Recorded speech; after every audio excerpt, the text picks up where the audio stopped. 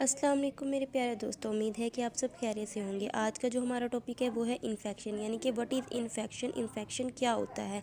हम लोगों ने बहुत बार सुना होगा कि हमारे पास फ़लाँ को इन्फेक्शन हो गया, फ़लाँ को इन्फेक्शन हो गया, लेकिन एक्चुअली में हमें ये नहीं पता कि इन्फेक्शन क्या होता है।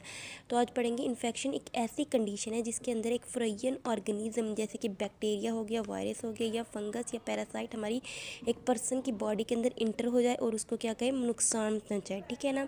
यानी कि infection is a condition that occurs when a foreign organism such as bacterium, virus, fungus, parasite inter A persons body and causes harm. यानी कि कोई भी फॉरेन ऑर्गेनिज्म जो पर्सन की बॉडी में इंटर हो जाए और उसको क्या करे, नुकसान पहुंचाए।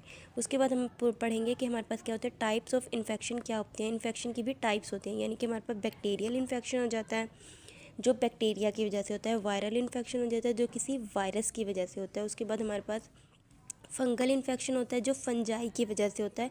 और उसके बाद हमारे पास आता है पैरासिटिक इन्फेक्शन जो हमारे क्या किसी पैरासाइट्स की वजह से होता है, कि जैसे कि हमारे पास कोई वर्म हो गया, कि इस किसी वर्म की वजह से हमारे पास इन्फेक्शन हो गया तो हमारे पास पैरासिटिक इन्फेक्शन होगा। यानी एक पर्सन को इन्फेक्शन है और हमने क्या किया है कि उस पर्सन को हमने उसके साथ कांटेक्ट किया है, यानी कि हैंड शेक किया है, तो हमारे पास क्या हो गया, उसको भी इन्फेक्शन हो गया। उसके बाद हम लोग देखते हैं कि इंसेक्ट वेक्टर्स जो किसी इंसेक्ट की वजह से होते हैं, यानी कि हमें किसी इंसेक्ट ने काट लिया और उसकी वजह से हमारे पास क्या हो गया, हमें इन्फेक्शन हो गया।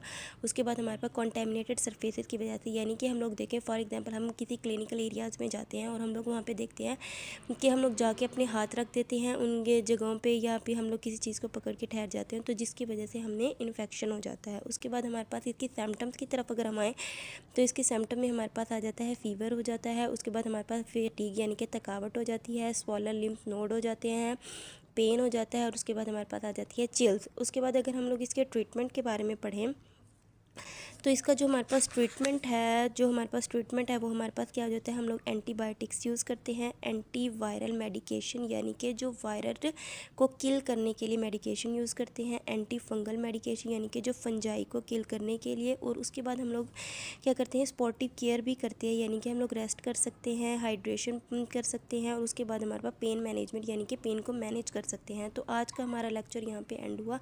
अगर आपको हमारा लेक्चर पसंद आया है तो हमारी वीडियो को लाइक करें और हमारे चैनल को सब्सक्राइब करना ना भूलिएगा। शुक्रिया।